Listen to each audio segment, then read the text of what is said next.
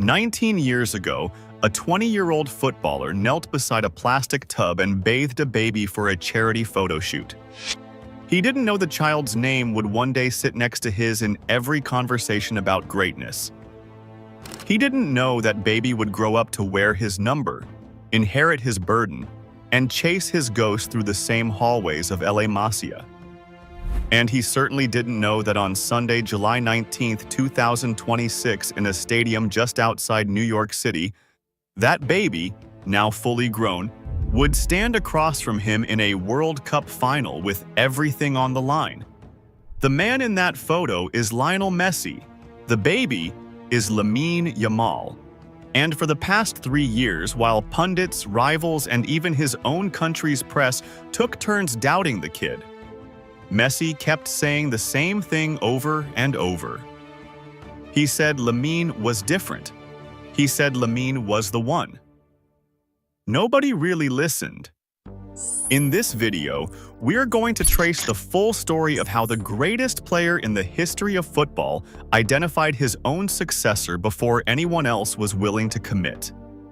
How the football world spent 3 years finding reasons to doubt that verdict, and how the 2026 World Cup, game by game, criticism by criticism, has proven Messi right in the most dramatic way imaginable.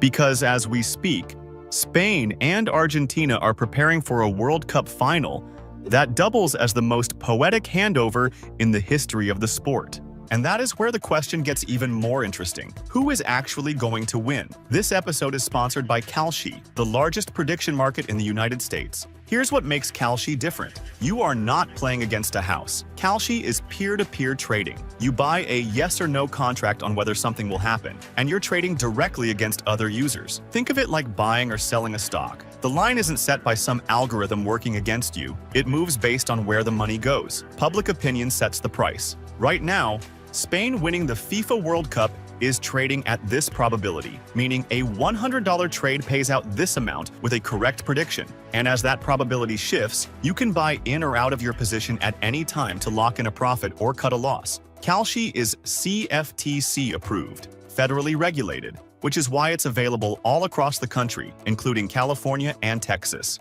Download the Kalshi app and use code BIOS to get $10 when you trade $10. Kalshi. Kalshi. Trade what's next. But to understand why Messi's endorsement carries so much weight, you have to go back to the beginning. Back to a photograph that should have been impossible. It was December 2007. Barcelona's players were taking part in a charity calendar shoot organized in collaboration with UNICEF and a Catalan newspaper. The concept paired first-team players with babies from the local community. Messi, then 20 years old and already the most exciting young player on the planet, was photographed gently washing an infant in a small tub. The baby was 20 months old. His family had entered a raffle. Pure chance put that specific child in that specific tub with that specific footballer. The baby was Lamine Yamal Nasraoui Ebana. Born in July 2007 in the Barcelona area to a Moroccan father and a mother of Equatorial Guinean descent. The photo was forgotten for a decade and a half, buried in an old calendar, until it resurfaced in 2023 and broke the internet. Because by then, the baby in the tub was no longer anonymous. He was the most talked-about teenager in world football, tearing through La Liga defenses for the same club Messi had carried for 2 decades. Think about the audace of that, of all the babies in Catalonia, of all the players on that roster. The kid who would grow up to inherit Messi's shirt, his club, and his impossible expectations was literally baptized into football by Messi's own hands. Some stories write themselves. This one was written 19 years in advance. Yamal's rise through La Masia was so fast it barely registers as a career arc. It's more like a launch sequence. He joined Barcelona's academy at 7 years old. He made his first team debut at 15, becoming one of the youngest players in the club's history. At 16, he became the youngest goal scorer in La Liga history at the time of his strike. And in the summer of 2024, still 16 years old, He walked into the European Championship in Germany and did something no teenager had ever done. That tournament is where the doubting began in earnest, and it's where the pattern of this entire story was established. Before Spain's semi-final against France at Euro 2024, French midfielder Adrien Rabiot was asked about the 16-year-old phenomenon. His answer was dismissive. He suggested the stage might be too big for the kid, that the pressure of a major semi-final could overwhelm him, and that to reach a final, Jamal would need to do far more than he had shown up to that point. It was the polite, professional version of calling a teenager overrated. Jamal saw the comments. The night before the game, he posted a message on social media about moving in silence and only speaking when it was time to say checkmate. Then he went out against France and scored one of the greatest goals in the history of the European Championship. A left-footed strike from outside the box that curled beyond the goalkeeper and kissed the inside of the post. He was 16 years and 362 days old, the youngest scorer in the tournament's history. And the man closest to him when he received the ball, the man he danced around before unleashing that shot, was Adrien Rabiot. After the final whistle, with Spain through to the final, Jamal looked into a camera and told the world it was time to speak now. When reporters asked who the message was for, he said the person it was meant for would know. Spain won that European Championship. Jamal was named the tournament's best young player. 16 years old, a continental champion, an all-time highlight to his name, and a receipt collected from a senior international who doubted him publicly. That should have been the end of the doubting. It was only the beginning. Because here is the thing about football culture. The higher you rise, the more people need you to fall. And no one in the modern era rose higher, faster, than Lamine Yamal.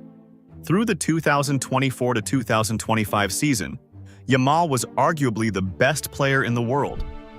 He led Barcelona to a domestic treble, winning the league, the cup, and the Spanish Super Cup, terrorizing defenses every single week.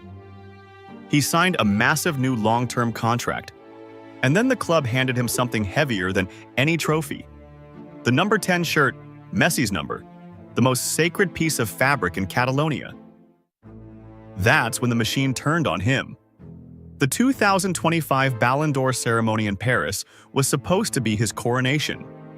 At 18, he would have been the youngest winner in the award's history. He had the treble, he had the highlight reels, he had the narrative. Instead, the award went to Ousmane Dembélé, the former Barcelona winger, who had led Paris Saint-Germain to a Champions League triumph. And it wasn't close. Dembélé won by nearly 300 points, one of the largest margins between first and second place in years. Yamal took it with more grace than most adults would manage. He posted publicly that the plan for his life was perfect, that you have to climb to reach the top, and he congratulated Dembélé on a great season. Privately, the wound was obvious. His own father called the result a form of moral damage and declared that his son was the best player in the world by far, promising the award would come home to Spain the following year. And Messi? Messi was one of the legends who voted in the Copa Trophy, the award for the world's best young player, decided exclusively by living Ballon d'Or winners. Yamal won that trophy for the second consecutive year, the first player ever to defend it. The greatest players in history, the only electorate that has actually lived this life, looked at the field of young talent and chose Lamine. Again. But the broader football conversation was already shifting against him. The criticism came in waves through late 2025 and into 2026, and it came from every direction. There was the form criticism. Yamal battled a stubborn groin problem that disrupted his rhythm, and every match where he didn't produce a miracle became evidence for the prosecution. Pundits questioned whether the treble season was a peak he'd already passed. There was the lifestyle criticism. Every birthday party, every celebrity appearance, every chain around his neck, every off-field headline became a referendum on his professionalism. An 18-year-old living like an 18-year-old with generational wealth was treated as a scandal in waiting. Former players lined up on television shows to warn that the fame was coming too fast, that the distractions would swallow him, that he was choosing celebrity over greatness. There was the comparison criticism, which was the cruelest of all. Because every time someone mentioned Jamal and Messi in the same sentence, an army of voices rose up to declare the comparison an insult to the sport. They said there was no comparison. They said it was disrespectful to even suggest it. They said the kid hadn't earned the right to breathe the same air. And through all of it, one voice kept cutting against the noise.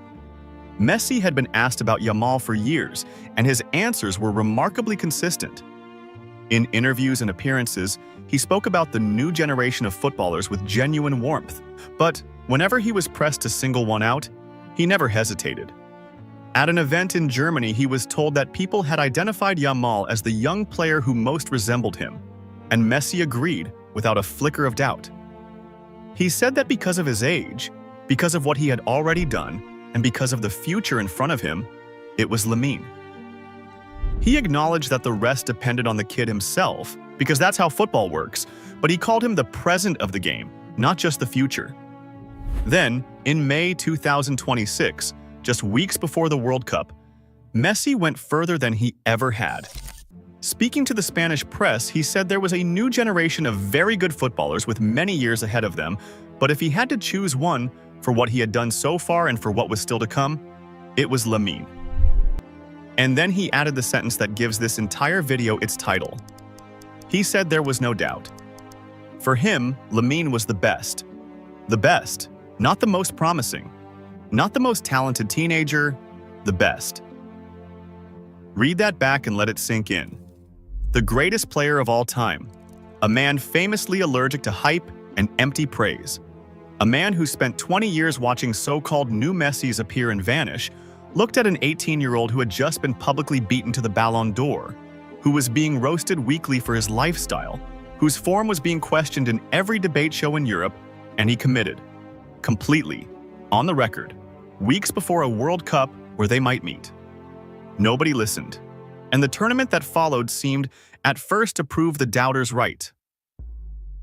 The 2026 World Cup kicked off across the United States, Mexico, and Canada in June, the first edition with 48 teams.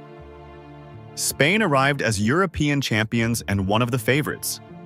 Jamal arrived as the face of the tournament's posters and the subject of its biggest question mark, because an injury in the build-up had compromised his preparation and his sharpness.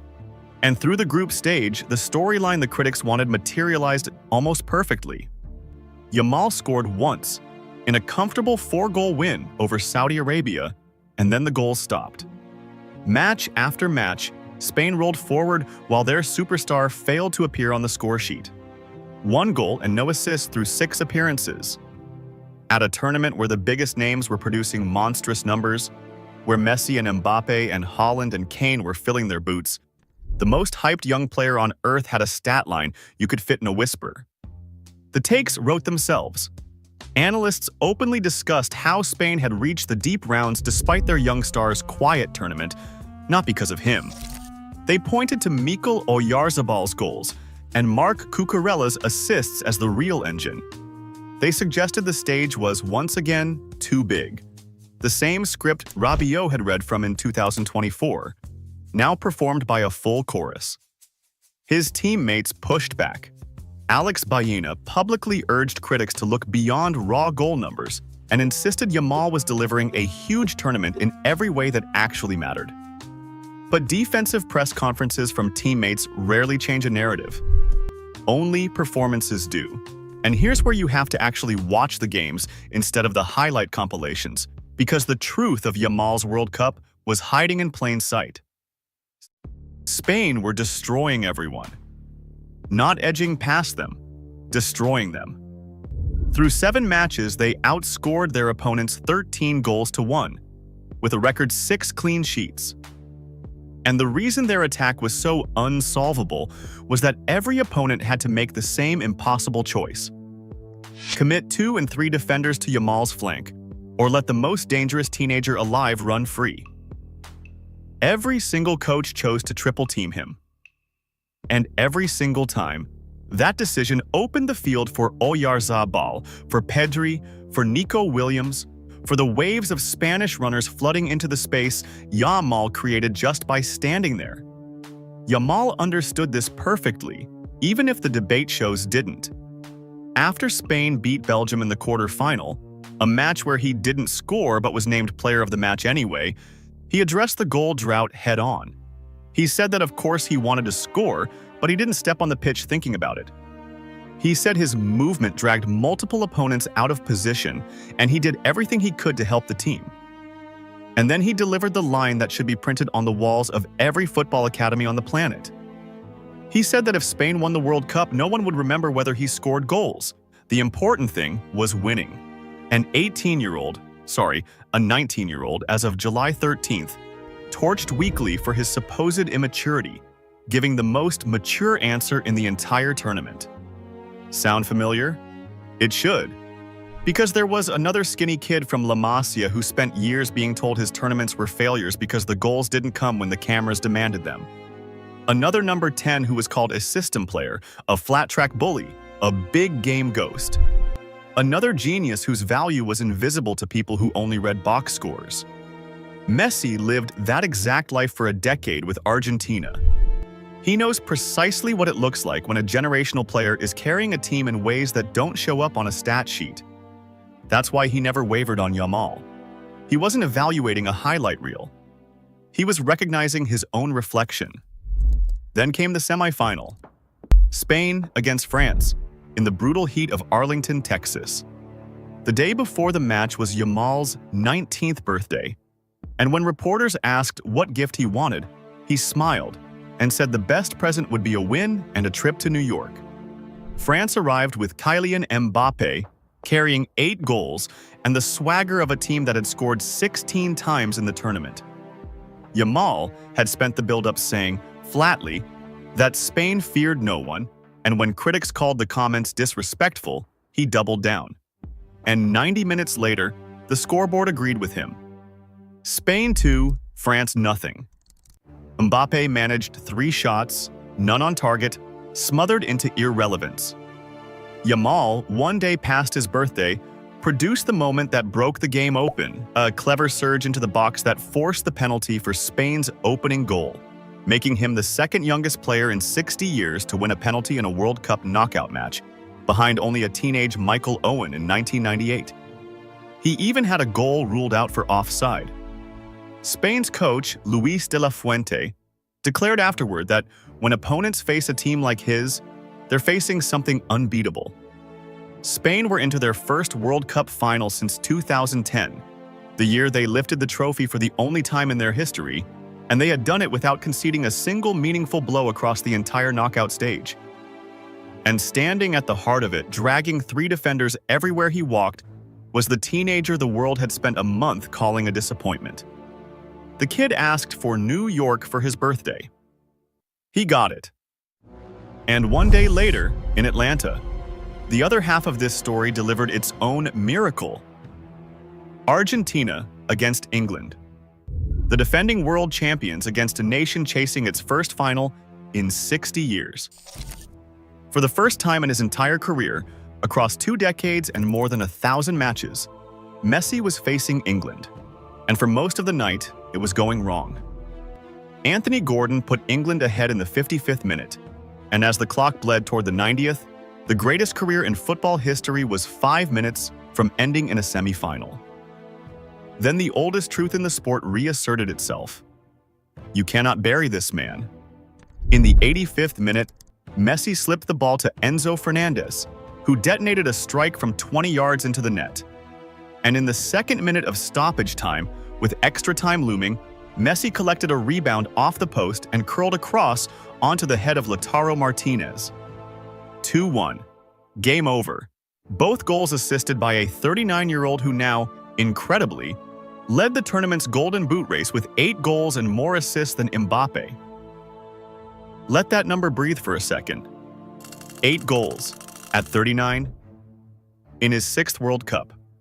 While the football world spent the spring debating whether he should even start for Argentina, Messi produced one of the great individual tournaments in the history of the competition, dragging the champions through 4 consecutive knockout round near-death experiences against Cape Verde, against Egypt, against Switzerland, against England, each one rescued late, each one stamped with his fingerprints.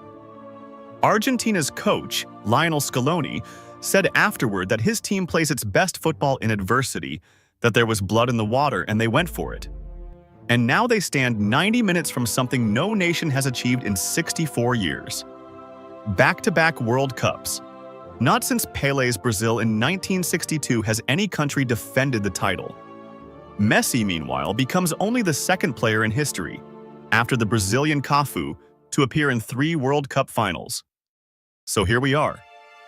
Sunday, July 19th, 2026. New York, New Jersey Stadium. Spain against Argentina. The champions of Europe against the champions of the world. A team that has not conceded more than a single goal all tournament against a team that refuses to die. And at the center of it all, a photograph from 2007 coming to life. Messi and Jamal have never faced each other on a football pitch. Not once. Not in a league match. Not in a cup tie. Not in a friendly. The first time will be a World Cup final. You could hand a room full of screenwriters unlimited time and an unlimited budget, and they would not have the nerve to write that. The two have circled each other with genuine affection for years. Jamal has said repeatedly that Messi proves in every match that he is the best player in history, and that anyone who still has doubts is simply looking for them.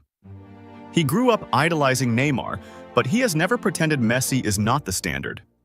He has spoken about admiring Messi's mentality above everything, the refusal to rest until the World Cup was won, the naturalness of a man who could thread a pass through 4 defenders in a final.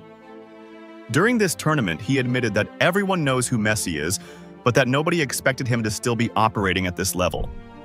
And when he was asked, before the semifinals, about the possibility of meeting Messi in Argentina with the trophy on the line, his answer was pure competitor. He said that if he reached the final, he intended to win it. Admiration has limits, and the limit is a gold trophy. Messi, for his part, has already told us exactly what he thinks. He said it in May before a ball was kicked. The best, no doubt. And now look at what the tournament has done to every argument against that verdict. They said Jamal couldn't handle the big stage. He won Player of the Match in a World Cup quarterfinal, forced the decisive penalty in a World Cup semi-final, and reached the final of every senior international tournament he has ever played.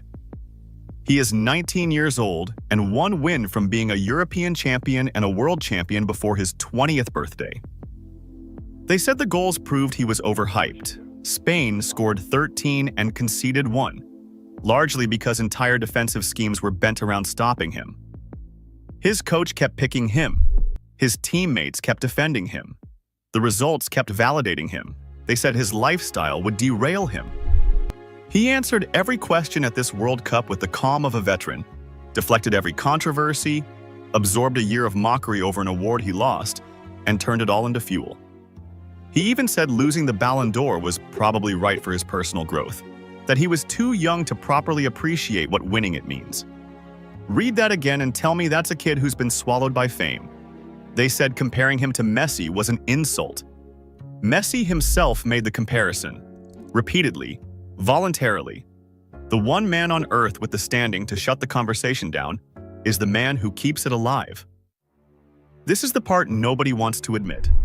The doubting of Lamine Yamal was never really about evidence. The evidence has been overwhelming since he was 16. The doubting was about discomfort, because if Yamal is real, if the heir is actually here, then an era is actually ending. And football has spent 20 years unable to imagine the sport without Messi at the center of it. Denying Jamal was a way of denying time itself. Messi has no such fear. He's the only one who never needed Jamal to fail, because he's the only one with nothing left to prove. So he could see the kid clearly when everyone else was squinting through their own anxiety. That's why he was right, and that's why nobody listened. On Sunday, one of 2 endings gets written. In the first, the 39-year-old completes the most improbable final act in the history of sport. Back-to-back World Cups, a 4th star on the Argentina crest, and a career that ends with the trophy in his hands one last time, torch firmly unpassed. In the second, The 19-year-old takes it from him. Spain claimed their second World Cup. Jamal all but locks up the Ballon d'Or his father promised. And the photograph from 2007 completes its prophecy. The baby, grown up to take the crown from the man who once held him. Either way, understand what you're watching. This is not just a final. It's a verdict. 19 years in the making, on the one prediction Messi never stopped making. He told us who Lamine Yamal was before Lamine Yamal could walk. He told us again when the kid was 16, and again at 18, and again this spring, while the rest of the world manufactured reasons to look away.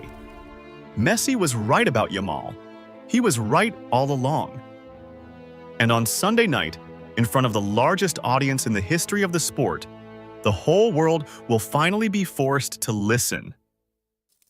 If you enjoyed this breakdown, like and subscribe for more deep dive football documentaries, and drop a comment with your prediction for the final.